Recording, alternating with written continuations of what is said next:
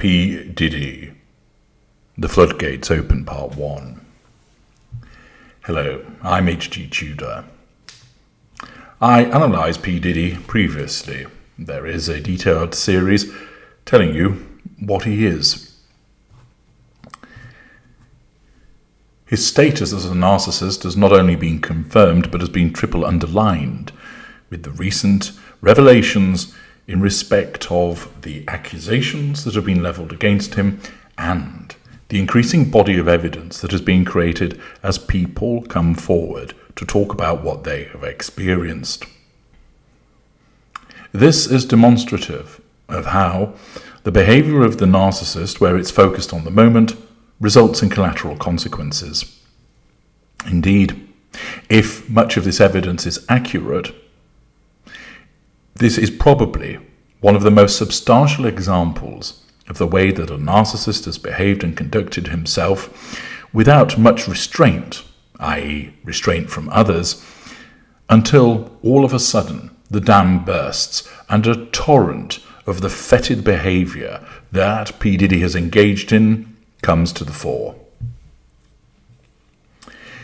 There have been, of course, instances similar to this, the behaviour of Jeffrey Epstein, Harvey Weinstein, for example, Jimmy Savile, individuals who often engaged in behaviour where people saw that there was a problem, but for cultural reasons and fear of repercussion, did not speak out about it. But the fact is that in relation to these individuals, their innate need for control and fuel, the daily pursuit of those things, resulted in them treating people in a particular way. Since people are mere objects and the narcissist has no emotional empathy for them, these narcissists would utilize those individuals to control them in particular ways, to draw fuel from the responses, and of course acquire the residual benefits such as money and pleasure from sexual interactions. However, engaging in such behaviors again and again, treating people like these appliances without due regard for what the collateral consequences might be, and most narcissists do not consider the collateral consequences by virtue of the fact that as an unaware narcissist they are focused on the moment, this means that the evidence starts to accumulate. Little by little, the experience of people might be documented, their own witness testimony, it might be recorded, it might be such that it is detailed in certain places. And then, as more and more victims of the narcissist pile up, as a reputation then starts to be acquired, there is the possibility that one witness encourages another witness, that one speaks out, with the resultant effect that another is encouraged to do so and another is encouraged to do so. So that those drops become a trickle, and the trickle becomes a stream, and the stream becomes a river, until such time as the dam can no longer hold it back. The floodgates open, the dam bursts. And we are now seeing this in relation to P. Diddy, which provides me with a useful opportunity to demonstrate not only the behaviours of the victim, why they have stayed quiet, their motivations for coming forward when they have done so, but also to detail more of the narcissist's behaviour. A little while ago, an interview took place with an events promoter from the 1990s. The person goes by the name of Relentless Aaron. This person's also an author of 36 books, released under his birth name of D. Gilmore. In the interview, he discusses a specific book which is titled The Night Puff Tried to Kill Me, naturally referencing P. Diddy. And a summary of what is discussed provides us with interesting insight with regard to the behaviour of P. Diddy. The first encounter that Relentless had with Diddy was back in 1991 at Bentley's nightclub in New York.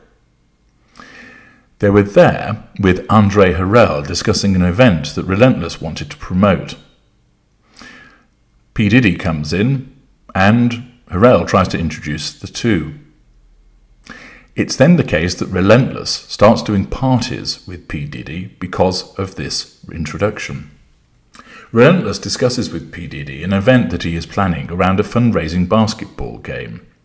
P. Diddy was going to play on the team of the sponsors versus a radio station's DJs. On the day of the event, however, P Diddy is nowhere to be found.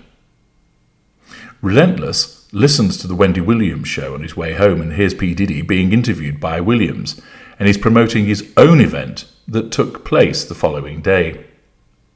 P Diddy had arranged his own basketball game without the knowledge that promoters have in regard to crowd control, and a stampede takes place at P Diddy's event at CCNY. So accordingly, he fails to turn up to an event that he was there to promote, which is an absent silent treatment and shows his sense of entitlement. The fact that he decides that he is going to arrange his own basketball game, but he does so with the arrogance because he doesn't have the knowledge that promoters ordinarily have with regard to, say, crowd control and event management. So what happens? He basically stiffs the organizer of the other event, showing his lack of emotional empathy and his sense of entitlement. He then creates a competing event which isn't properly managed because of his own arrogance, and as a result, several people died in the stampede. The event was oversold, with twice as many tickets being sold than the capacity of the venue. P Diddy goes into hiding at this point, which of course is the assertion of control by withdrawal. Relentless's second encounter with Diddy took place shortly thereafter. Relentless was unaware of the stampede that took place at the event at the time that it happened, and went to his father's strip club called Gilmore's. He sits in the VIP area and talks about how angry he is with P Diddy for basically stiffing him on the event. A reporter overheard the conversation and publishes one line in the following day's newspaper. The following morning, Relentless gets a phone call from the press asking him how does he arrange events to secure the venue to prevent tragedies like the previous night's stampede, naturally turning to him as a supposed expert for commentary. He provides the answers. And then the floodgates open. He receives many invitations for various shows to go on their shows to discuss the events that took place.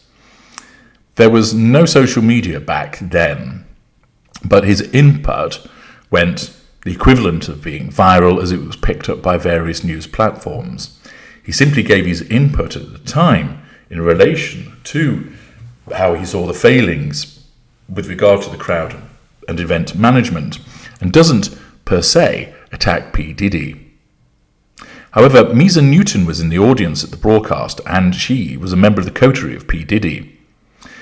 She brings it to the attention of P Diddy, who sees the interview, and rather than recognise it as what it is, namely a commentary about event management, he regards it through the distortion field of his narcissism as an attack on him. And thus, P Diddy has his fury ignited. Relentless then attends other events where P Diddy shows up, and they seem to get along. So Relentless is under the impression that notwithstanding P Diddy's annoyance at him talking about the event management and how it was mishandled, that all is good between them. Later, P Diddy turns up at one of Relentless's parties. Owing to the strict adherence to the rules regarding safety in an event, with the fire marshal present on the premises, when P Diddy shows up at the door without an invitation, sense of entitlement, lack of boundary recognition, the appropriate bouncer calls Relentless to the door to deal with P Diddy. However, it wasn't just P Diddy who turned up. He arrived with an entourage of at least 10 people. This meant that, because of the entitlement of P Diddy, Relentless had to vacate 10 other legitimate partygoers in order to accommodate P Diddy and his crew. Not willing to do this, Relentless had no option but to turn them away. P Diddy, by now grown in popularity, and expected VIP treatment. Even though he was turned away, there didn't appear to be any immediate backlash as a consequence of this encounter. On another occasion, Gilmore's, Relentless's father's strip club, hosted an event that was high profile. They had people lining up 4 deep, 4 wide, and maybe a block deep trying to get into the club. They cleared the club from time to time to let new people in. P Diddy shows up again, goes to the front of the line, sense of entitlement, lack of boundary recognition, and Relentless has to turn him away again. There are then some questions that are posed by the interviewer in relation to this incident, where the interviewer asks about the demeanour of P Diddy. Relentless explains there was no animosity. He then recalls another incident that took place at Madison Square Garden, where Whitney Houston and Mary J. Blige performed. P Diddy came up to him and said that every time he sees Relentless, he recalls what he had done to him, and he then pushes him up against a wall. Accordingly, this is interesting because it demonstrates how when he's not dealing with Relentless, it's as if Relentless does not exist. When he sees him, his narcissism effectively reminds him of the fact that not only must Relentless be brought under control, but of course he's painted black because of the way that he had treated P Diddy on the 2 previous occasions, turning him away from venues. On this occasion, he assaults him by pushing him up against a wall and then blows his nose on him, which of course is an act of devaluation. He places his hands on the wall either side of Relentless's face. A lot of celebrities witnessed this exchange. This is a devaluing act and is demonstrative of the necessity of the assertion of control over Relentless, but also it was done in a malign fashion as a consequence of the fact that he was already painted black. Relentless also recalls a further encounter. Relentless has a route to drive with his security where he goes up and drops magazines that he publishes, collects money from clubs, etc. And on this occasion, his security, who was called Lance, was not armed. They made about 20 stops when they finally arrived in Harlem at a club called Downtime. The club is close to Herald Square, where Macy's Day Parade is staged every year. They're going to Downtime, because a friend called Red Alert was the DJ, and they get a quick pass in the line. The club is packed. When they leave the club, there is a party in the street, and his Isuzu Trooper is parked across the street. He gets into the driver's seat. Lance, his security, is in the passenger seat, and another person called Rico is in the back. P Diddy then pulls up. He is in the passenger seat, and he says, "What's up?" to Rico in the back seat.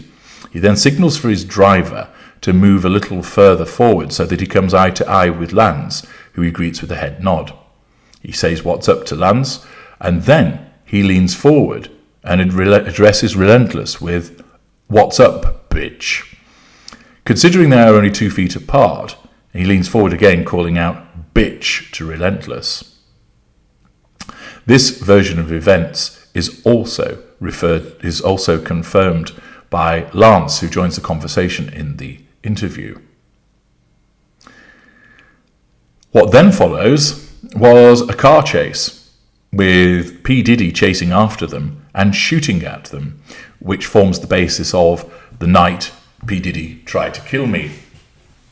This attempt to murder somebody, of course, demonstrates a complete absence of emotional empathy, a sense of entitlement behaved that way, and an attempt to nullify a threat to control. Note that Relentless, painted black, finds, as a consequence of, in effect, snubbing P Diddy, threatening his control by not letting him in on 2 occasions, that the treatment of him thereafter is to assault him, to blow his nose on him, to call him bitch, and thereafter try to shoot him. This demonstrates the heated united fury of P Diddy, whereby when he sees Relentless and he comes up on his radar, he needs to assert control over him. But because Relentless is already painted black from past events, that means that the method of assertion of control is malign in nature, and is so malign that it is an attempt to try and kill Relentless. That is the method of operation of P Diddy, that he has no due regard for the life of anybody other than himself, that he sees that it is appropriate to try and shoot somebody, to try and kill them, simply because they didn't allow him to come into a venue on 2 occasions. But remember, it isn't just about the failure to admit him, it's what it represents. What it represented was a threat to control, which then meant that Relentless was painted black, so that thereafter, whenever P P Diddy saw him, he needed to assert control over him in a malign fashion, and he did so in escalating methods of assault, threat, and then attempted murder. This is just one instance of the way that a victim of P Diddy has responded and has now come out explaining what he wants. He explained in the interview, and he's represented by the law firm that's representing many of the victims of P Diddy, that he wants justice. He explained he doesn't want money. He explains that he was, at the time of these events, he went to jail for an unrelated matter and spent 7 years in prison writing books. But now he wants his voice heard for something that he calls street justice, so that people can operate their businesses without the intimidation that he experienced from P Diddy. His motivation may not be the purest. It would appear that he is out for some form of revenge over P Diddy, and therefore has brought forward his recollection of those events that took place some 30 years ago. Nevertheless, this is demonstrative of the way that P Diddy behaves, and is just one voice amongst many, as you will hear, of how P Diddy treats people. I'm H.G. Tudor. Thank you for listening.